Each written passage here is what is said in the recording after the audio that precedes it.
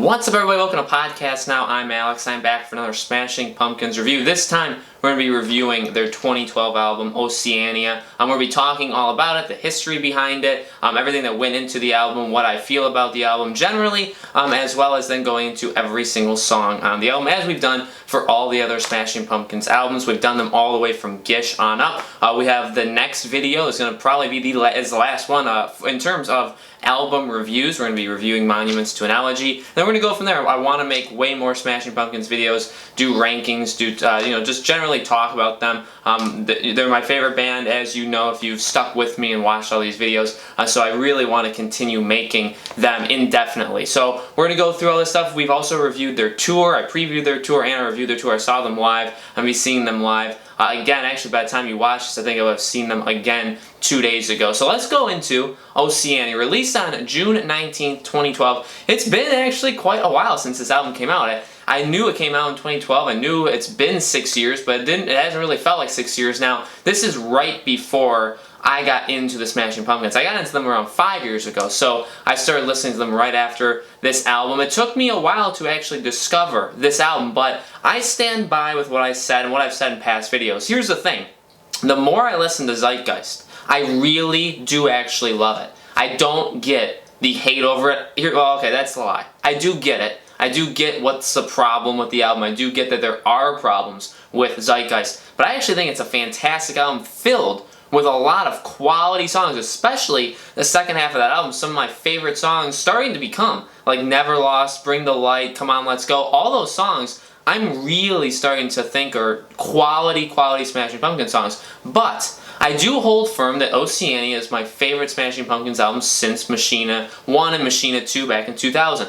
This album, I think, is the most polished. This album is a good length. This album has a lot of different elements in it. It's got a really nice sound to it. It's got a really good, it's got everything you need. I really do like all three that's happened so far. You know, Zeitgeist, like I said, it's got some problems, but I really do love just the powerhouse guitar, trying to make it a rock album. I like that. I like this. This is a more experimental. This is more a fluid, kind of dreamy, a lot like a Siamese Dream and Gish in modern day. It doesn't sound really anything like them, although some of these songs do resemble them, but it doesn't, so they kind of sound alike. You get the similar themes. But this one is more spacey, it's more creative, it's more passionate. And then Monuments to an Elegy is also a very, very different album where a lot of things changed from here to there.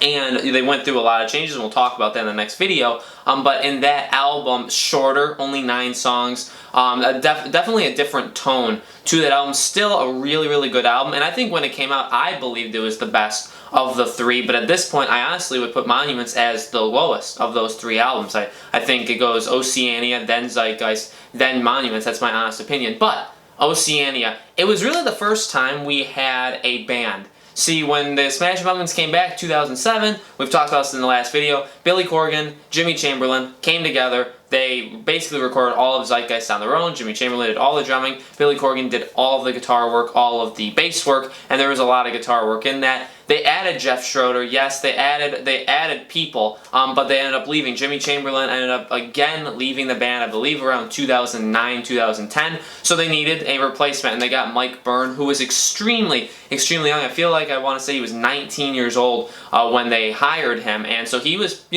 he's 20, 21, 22 when this album comes out, and he's playing with like a 42, 43, 44-year-old Billy Corgan. Very different, but he's a really good drummer. What I will say is, I like his drumming style. I think it's a little different, and I think it works for this album, but in terms of the Smashing Pumpkins' whole history of songs, I don't necessarily think he's the greatest fit. Yes, he's a really, really good drummer, especially at that age. Really, really good, but just the way he plays the drums, it could just be because he's not Jimmy Chamberlin. And the Smashing Pumpkins as a whole unit and band really sound the best when Jimmy Chamberlin is on the drums. I mean, they sound amazing now live during this Shining Oh So Bright tour. The drumming in Zeitgeist was top of the line. The drumming all throughout the 90s, obviously in the ones that he was in, are amazing. And you notice the change. You notice it's a different drumming style now. in Oceania. And you definitely notice it in Monuments to Analogy, and we'll talk about that in the next video. But you had him leaving, so you had Mike Byrne, and you had Nicole Florentino coming in to play the bass, so you had another female bass player. But you also had Jeff Schroeder, who went into the studio too. So this was a unit. This was a unit of them. They all worked together. They all played their own parts. They were talking about that this was an album that was like the 90s, but without, like the 90s in terms of the influences and the sound and what they were going for, but in terms of the actual music, it wasn't Billy Corgan doing absolutely everything. And that was that was a little bit different back in 2012. That was really one of the first times that it ever happened, because they really didn't, even Machina 1, Machina 2, Billy Corgan did the guitar part with James Iha, but also did the bass part because Darcy wasn't there. So this was definitely a different time. And the album shows. The album, I think, like I said, is a little bit more spacey. Is a little bit more creative. It's got different sounds than Zeitgeist, and I honestly didn't notice it until you listen to it after Zeitgeist. I'll say in all, the mixing, in terms of the sound quality, it's 100 times better. Again, the biggest problem, and maybe the only problem I have with Zeitgeist, is the mixing. Way too much music going on. Billy Corgan's voice sometimes being ahead of the instruments in terms of like you can hear it above, sometimes being below. All that stuff comes together to make a messy-ish album. In this album, it sounds great. His voice doesn't overpower things. They use different effects and different tones for sure. The guitar work is really, really well done. It sounds like a mix of Zeitgeist mixed with the 90s. I think it's honestly a little different and weird to listen to Zeitgeist and then listen to this like back to back, because there are so many differences, and this album does sound so different, where they basically said, alright, Zeitgeist happened, that was a mistake, even though I don't think it was a mistake. It was a mistake and we're moving on. Now we got Oceania. That's what it feels like. That's what all the instruments sound like. That's what Billy Corgan sounds like. But all in all, this is a much more polished album from start to finish. There's some awesome guitar work in here. There's some really, really nice vocals. There's just a lot of great music. It's a little bit more electronic-y. They're using more actual like kind of background beats, and they do that and then like Pinwheels, they do that quite often. So this album explores different things than Zeitgeist did, and even Monuments to Analogy did. But overall, I truly believe that this is the best album of the three from start to finish. There's a few songs in here that sound a little repetitive. There's a few songs in here. There's actually really only one that I can say I can just skip, and it's not even a bad song. I just think I can skip. So we're going to go through each song in a row, and I'm going to just be talking very briefly about what I think of each song. Starting with Caesar in number 1. Now this song definitely mimics Cherub Rock. And that was a thing that when I started getting the Smashing Pumpkins, I would watch YouTube videos, and I watched a YouTube video of a guy reviewing Oceania. And he said that too, and I definitely agree. The sound of this is really awesome, but it definitely mimics the kind of opening and style that Cherub Rock was going for. But what I will say is it really does introduce the new Smashing Pumpkins of this time, where it is this new drumming style. That's the first time you hear it. And it is this guitar that he's not afraid, again, to play some really, really cool stuff. The guitar work in this song is super, super good. It's just, and it eliminates some of the problems, again, with Zeitgeist. It's guitar, but it's not overbearing. It's not 50 guitar parts on top of each other. It does its part. It does its part where you get some really, really nice guitar style going on there, but you also get his voice, and you don't always get that in Zeitgeist. And so I think as an opening song, this song is one of the more perfect songs in terms of introducing us to what we're going to get in this album. Then we have Panopticon at number 2. Now, this song is I like it. I like it quite a bit. What I will say is listening to it right after the first song, it sounds like it's repeating itself. And to be honest, the number one thing that seems like it's repeating is the drum beat. The drums sound, in a lot of ways and a lot of times of the song, very, very, very similar to the first song. It kind of just seems like you would play the first song and then take a mini break, and then the second song is part of the first song. It's a little weird in that way, because I honestly feel like too many parts of this song are like too many parts of the first song. So it sounds a little repetitive. And in terms of like the guitar, there's not a lot that differentiates it. It is a little, I personally think, the guitar is a little bit boring, and the drums is a little bit boring in the second song. What I will say is I really like his vocals. I'd say his vocals in the second song are somewhat better even than the first song. Overall, making the second song a really, really good song. This is not one that I would skip. This isn't the one I was talking about. that I would skip, but this is one where it's like, okay, it could have been placed in a different part of the album. Maybe it could have sounded a little bit different. Maybe you didn't have to put it back to back with the first song. So there were some things they could have done, I think, to make this song better. Then we have The Celestials, which I think is a phenomenal, phenomenal song. I think some of the big songs in this album, even if they're not my favorite, are The Celestials, Pale Horse, and The Chimera.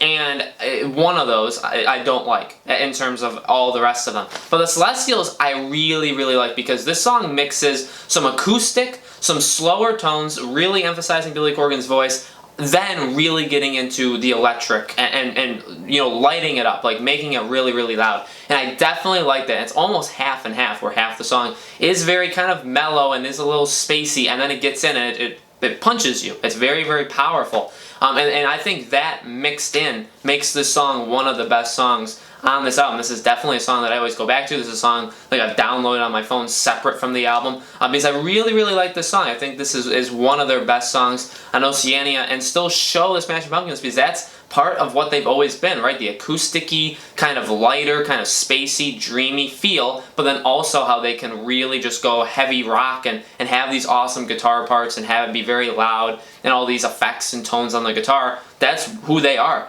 And I think this song does it very, very well. And then we have Violet Rays at number 4. I am a huge fan of this song. When I first listened to the song, I was going through the comments, and a lot of people were really criticizing the lyrics, saying that it seemed really, really weak, saying it's like one of his worst written lyrics in terms of a song. I don't really agree. I think this song is really, really awesome from start to finish. I think it's got a really, really nice flow to it because it's got some really, really nice bass parts. It's got some really nice drum parts. It's got some really nice guitar parts. But more importantly, I think this song is completely driven by his voice. And again, you know, his voice starts to sound different here. He's getting older, and you can tell his voice has changed. And you can tell in terms of Monuments that his voice has changed, and you can tell even in Solara that his voice has changed. I'm sure when we listen to the other 7 songs that they have right now, it's not going to sound the same. You know, Zeitgeist he recorded it when he was 39, so he's going to sound different. Zeitgeist is the last album where he really sounds the closest to the old Smashing Pumpkins, the Machina days and before, the 90s Smashing Pumpkins. Ever since then, Monuments, and then if we go back to Oceania, and in terms of even right now, his voice has changed. And it sounds different, but and I truly like it. I've always loved it, and I've learned, I think, because it is different now, and I think it's in a way a lot the same. His voice does sound similar to what it used to sound like. If you didn't like him back then, you're not going to like him now because it's not that much different. But the smaller details, the things I think if you listen to all the songs and you truly love them and you're just really into it, I think you do notice the smaller kind of changes in his voice. And I really do like the song. I think it's really, really driven by his voice, and it's one of my favorite songs on this album. My Love is Winter is next, and this song was very, very popular in terms of, it wasn't even a single. Actually, it could have been later on, but it wasn't one of the first 2 or 3 singles. This song was actually in the game Watch Dogs, which I got, and that was in June of 2014. And it was pretty funny because I had just gotten in to the Smashing Pumpkins that year. So that was June of 2014. I had started listening to them back in that September of that if you want to say school year. And so when I got Watch Dogs, Tyler, who's also on the channel, he does a lot of the stuff here on the channel too, he was saying like, hey, there's a Smashing Pumpkins, even though he's not a fan, he's like, hey, there's a Smashing Pumpkins song on here. And I would play the game, and you could actually pick the songs in the phone, if people know this. You pick the songs on the phone, and the soundtrack of the actual game, and this was one of the songs, and it was easily the best song I think on that game. And I was like, I've never heard this song before, and I think that is actually how I found Oceania, because I had never heard it. I'm like, what's this? This isn't Beloved Butterfly Wings, this isn't like old time stuff, so what is this? And I was like, oh, this is, you know, oh, they have a new album, you know, relatively new, 2 years old, and so that was really, really cool. And this song is really awesome. I think as a whole encompassing song, it really works really, really well. Again, vocally does really good. Guitar, I love the solo. The solo is not insane. It's not a Zeitgeist-like solo. It's not a Machina solo. It's not, you know, a Siamese Dream or Gish solo. But it's kind of a new age, a little bit slower, not as fancy, but just sounds really, really good and really, really polished. I definitely like that about the song in all. The next song is One Diamond, One Heart, and this song is really, really good too. Again, mixes a quieter aspect, and then also has a little bit of guitar work that's a little bit louder, a little bit more in your face, but overall a song that doesn't really want to punch you. It's not overbearing, it's not too loud or that, like, you know, it doesn't do that much in terms of how much it's trying to hit you. But I think it's a really peaceful song. Again, this song I think is driven by his voice, which I really, really like on the song. And overall, I think this is a fantastic song to come back from after My Love Is Winter. Then we have Pinwheels, and Pinwheels is a pretty interesting song. It's definitely, you know, firstly it's longer. It's a longer-ish song that does stuff that really they've never done before, unless you really count Porcelina in Melancholy, where it takes a very long time to actually get to the music. There's some background stuff that, I mean, it is guitar work, but it's definitely a disguised guitar tone, and then we eventually get into the heavy guitar hits in Melancholy, in Porcelina, and then we get to his voice, right? And it takes a while. It takes like a minute and a half, 2 minutes. Pinwheels is the same, you know, it's got this electronica kind of sound to it, where it's just a beat. It's just a beat, and it's very catchy. I actually really, really like it. And then we get the acoustic. Well, I should say, it's the electronica kind of beat. Then we get actual guitar parts, a little bit, you know, single notes, so kind of fancy-ish, but sounds really, really nice. And then we get the acoustic stuff, and then it mixes all in. The guitar, the beats that were happening in the beginning, all come back in to form a really interesting, probably the most interesting song, and the song that sounds the most different, and that I don't really know where he got his vision from in terms of how that was going to sound. Like, how did he pick that opening beat? How did he plan on putting it all together? Definitely the most interesting song on the album, and one of the better ones for sure. I think sometimes if you listen to it over and over again, the first 2 minutes, when I listen to a Smashing Pumpkins album, I want to hear the guitar work, I want to hear, if it's Jimmy Chamberlain, I want to hear the drumming,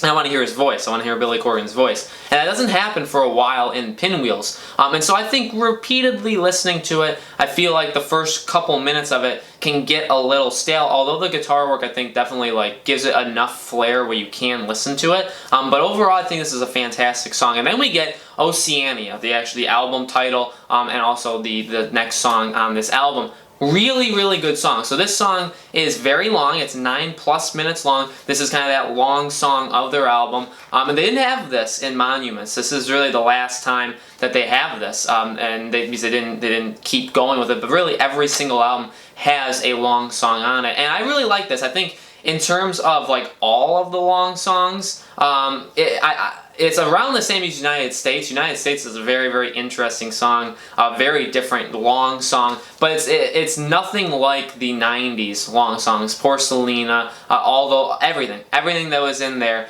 this isn't really like it, but it's got, again, some very interesting parts. It's got some parts where it's fantastic guitar work, really the last, let's say, quarter of the song, or especially just when he plays the guitar, really, really fantastic. But it's also got a little bit of quietness to it. It's also got some acoustic parts to it, where it's just the acoustic guitar and him singing. It's a really nice song. It really takes you on a journey and has different layers. And they separate. All the layers are separated from each other. And I think that overall leads this song to being very, very special and placed really, really well right after Pinwheels. And overall just a fantastic song. Next is Pale Horse. Now this is the song that I think I dislike the most, or just not love the most. I like it. It's got that beat in the background that I personally think gets a little bit stale after listening to it over and over again. Again, pretty much driven by his voice. But this song is different because it is literally driven by his voice and a beat. The music in the background. It's not really driven by that much else. There's really nothing that makes it special in my mind other than it being kind of a slower song that doesn't just hit you, isn't really guitar-centric, isn't really drum-centric. That's really what this song is, and that's okay. That's definitely okay, but overall it's just a song that I will listen to, but definitely a skippable song. Then we have the Chimera, which I remember, again, when I first listened to the review of this album, a guy was talking about it and said how he cannot believe the Chimera wasn't like a radio. It wasn't a single that was played all the time on the radio, because this song really is a perfect showing of what this album is. And I agree. And one of the reasons he said is he feels like it's just a tad too long. Like it's like 4.5 minutes. It's just like a minute too long.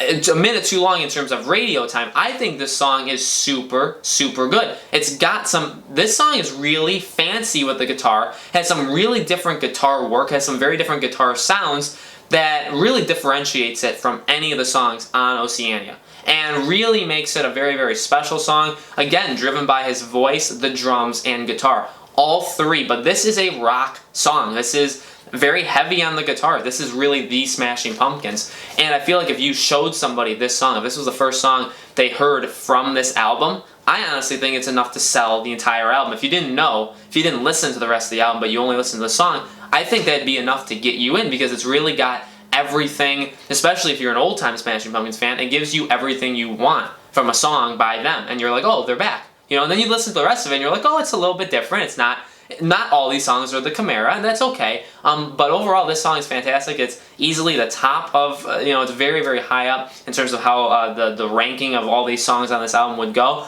But definitely one of my favorite songs. Lasandra is next, and I'm a really, really big fan of this song. There's really nothing in terms of so I look up at guitar covers or things like that on YouTube because I play the guitar. I don't play all the Smashing Pumpkins songs, but I can play quite a few of them, and this is a song that I really love the guitar part to. Really, really admire the guitar. And there's really not a lot out there in terms of the guitar work for this song. It's pretty, I think it's a mixture of, it was obviously in 2012, so this is they're not very big in terms of Oceania time versus the 90s. It's not a very popular song. It wasn't the most popular album. It's been 6 years. A lot of things that come together where it just doesn't, this song isn't around. And even if you just search this song up normally, you get, a lot of these songs are pretty highly viewed on YouTube in terms of the actual view count. Lasandra is not. But I personally love this song. I really, really like the lyrics. I really like everything about the guitar. I think his voice is phenomenal. This is a song where, again, the guitar mimics with the octaves, mimics his voice. And this is one of the only songs on this album that does that. And I think maybe that's why it connects with me. If you've watched all of my reviews, you'll know that's probably my favorite feature of the Smashing Pumpkins is when the guitar matches his voice and they kind of play the same tone back to back. I really, really love that. He does that pretty much at least, bare minimum, once an album. And those songs always seem to be, just from, when I'm thinking about them, they always seem to be my favorite song or one of my favorite songs from that album, and just in general some of my favorite songs. So this song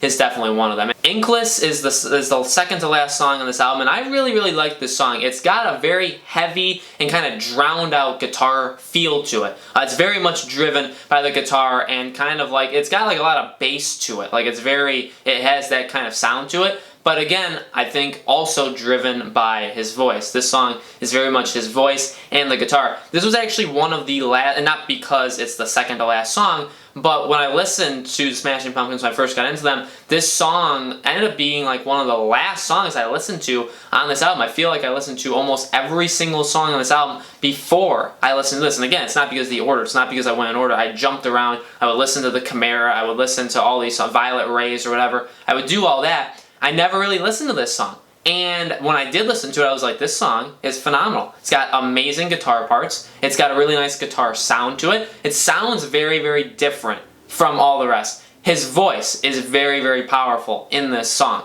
And overall, this is one of my favorite songs of the album. I feel like the second half of this album is very good. Very, very good. I think better than the first half. The first half is, I think, more experimental, more dreamy, more spacey, whereas the second half does focus a lot heavier on the guitar parts, still being a little bit more experimental, like Pale Horse and Oceania even at times, but I feel like overall it focuses more on the guitar. But then it kind of takes us home with Wildflower, the last song on the album. This song is special. This song, I think, is one of my favorite songs they've ever made. This song is, I think, one of the best songs on the album. I think it's a fantastic closure. It's got, again, everything you want from the Smashing Pumpkins. It's got his voice, which really, really shines at times when they definitely put the spotlight on it. It's got a fantastic little guitar interlude, the kind of solo that's not at the end of the album. It's not at the end of the song, not at the beginning of the song.